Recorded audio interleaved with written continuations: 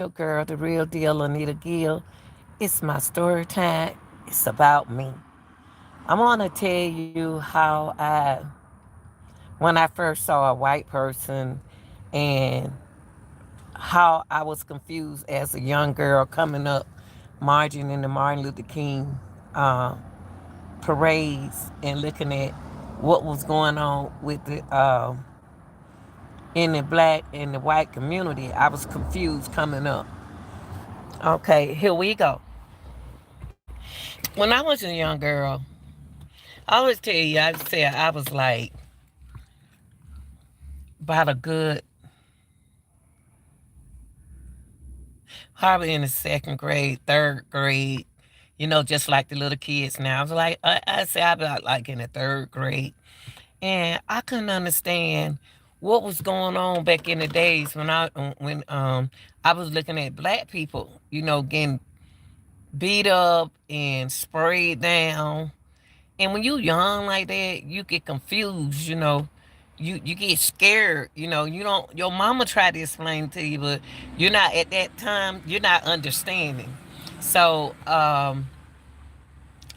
we had to sit down and had to get educated about Dr. Martin Luther King. It wasn't easy for me coming up as a young girl, as a young black girl anyway, during that time. I couldn't understand. I thought when they were fighting us, I got confused. I was like, Mama, why they fighting? Why they beating us? Why they mistreating us like that? And I didn't understand it. So she explained to me, but I was the type of child I didn't understand. I still didn't understand what she was saying. So I was like, why they fighting? Why black people don't like white people? And she said that's not what it is, baby. Martin Luther King trying to get everybody to love one another. And so I went on to school, but I was still one of them kids. I was still one of them children that I'm one of them kids that it's too hard on themselves. I'm hard on myself. I want to get my answer. And if I don't get my answer, I just don't feel right. So as I would grow up, when I'm looking, Martin Luther King birthday comes around. Okay, we had to write essays. We had to be educated about him and what was going on. And so when I first saw a white person, I got scared. Y'all, that was one of the scariest thing on earth for me to see, me being black and and when I first saw a white person, I couldn't understand someone why they so white. And then I said, why we black? So when you young and you don't understand, you'll do like me, you'll ask questions like that. So my mama explained to her. I said, Mom, there they go again. They fighting again. They fighting us on TV. I said, why you putting Martin Luther King in prison and stuff? So she had to, and if she feel that, if my mama think that I wasn't getting it, she'll tell us, have us sitting up in front of the TV. Now, people don't know Dr. Martin Luther King was for everybody. And see, and then a lot of people didn't like that he was for everybody. So I asked my mama, Christmas came around, and I said, Mama, why you give me a white dog? I don't want no white dog. And back then, y'all got to remember, it's totally different from now. It's totally different now. Mom, why you give me a white dog? I'm black. So that was something I never could understand. I said, can you give me a color dog? Can you give me a black dog or a color dog? And you want a dog with long hair. See, back then hair was the thing. Having long hair, it was the thing. A lot of black women had good long hair, and a lot of white women had long hair. But it was like I was still confused being educated about people. Now I'm learning a different nationality. I like why they eyes slanted. I was just always one of them children that ask questions. And I appreciate Dr. Martin Luther King speech. he had some of the. I started writing poems, and what my mama did was she had 4 children, and each one of us had to stand up in front of the living room and read our essay to be educated about what went on at the Martin Luther King speech on Channel 5. See, in Atlanta, it's a Channel 5. So we had to write essays. So what I did, I had educated my kids the same way that I was raised back then. See, it's a lot of things that y'all doing now that we never did. Older people didn't do that. We wasn't raised that way. We wasn't raised well. Now y'all let y'all children sit around y'all when y'all smoke. Y'all let y'all children see everything. See, back then, keeping it real 100, we couldn't do that. Go in the room. You knew to go in the room when mama had company. You knew not to sit in front of the her company when she got company. You knew not to use profanity. Children cuss all the time after they hear their parents cuss. My mama cuss, but the thing was, you knew what she was saying when she was talking to us. If we hard hit, we hard hit. So let's get back to the other side. So I started not liking my color. I started not liking and understand. I still didn't understand my color because I said, why they treat me like that? But no, they were treating the blacks like that. And I couldn't understand. I said, why they treat mama, I don't want to be black. I don't want to be black. And that's exactly what I said back then, y'all. I said, mama, I don't want to be black. And then she said, what are you talking about? I said, because they fight blacks. They fight black people. They treating us wrong, mama. We can't do this. Why we got to drink out that water fountain? Why we did? That's why I appreciate what I have and what I went through, what I've been through, what I learned.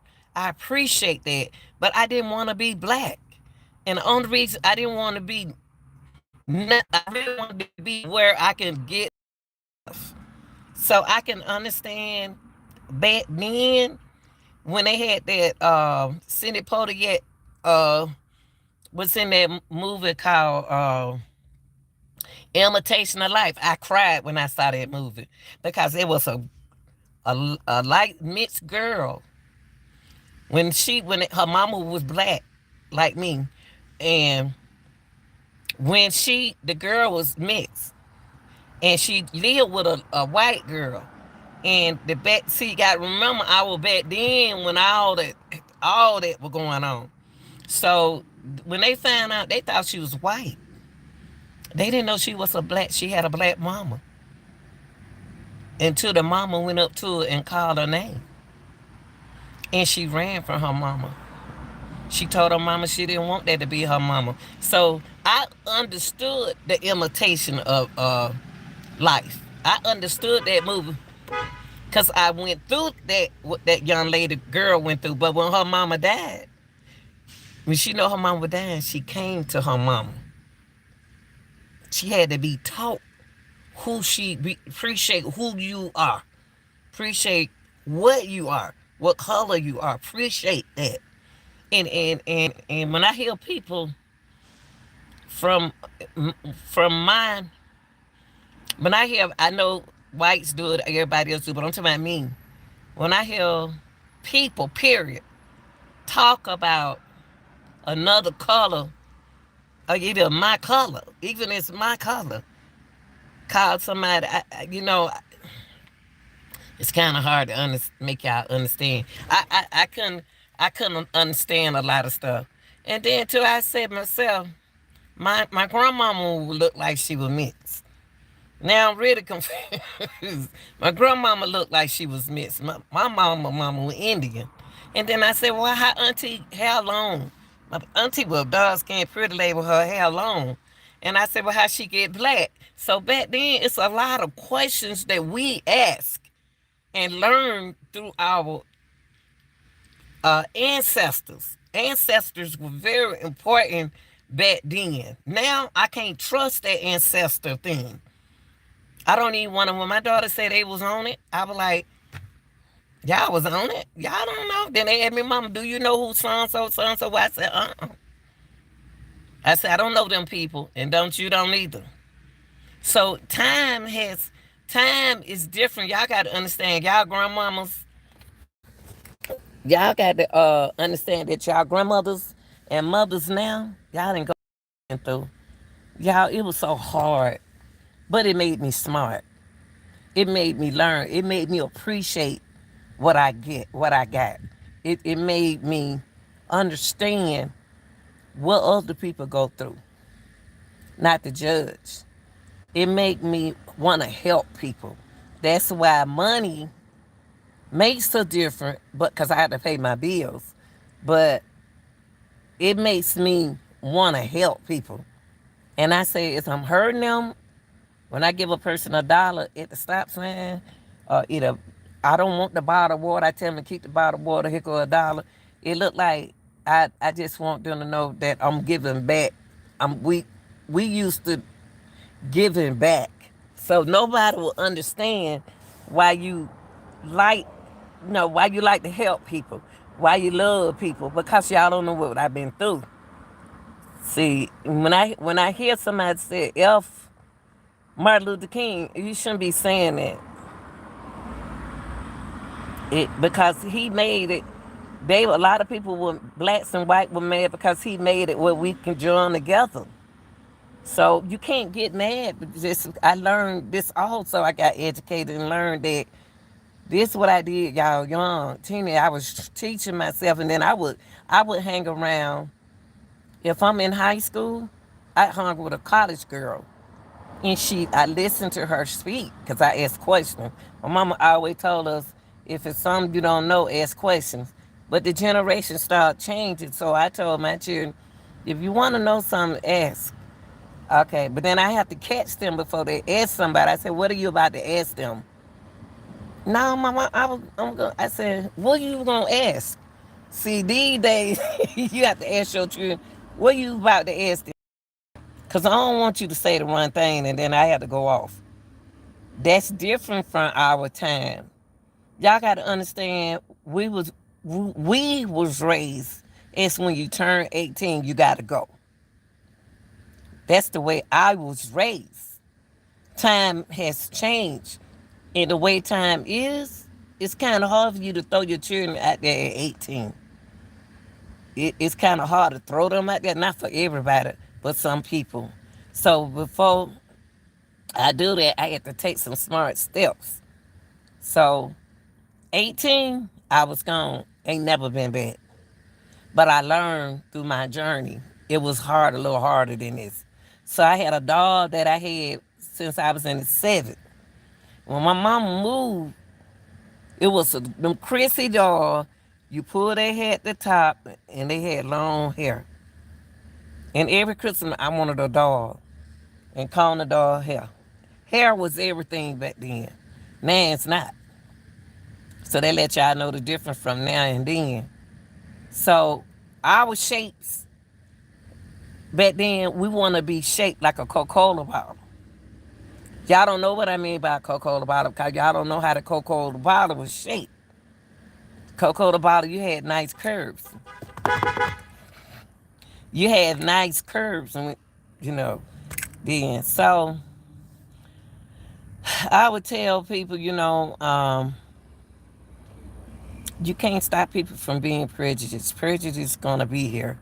Prejudice can be in all sort different kind of ways, shapes and sizes. So I learned to get along with people. I don't I Light they didn't like color. Light they didn't like mine color. But I loved it. Head out of myself. I love my color. I couldn't do nothing. I couldn't leave my color if I had to. So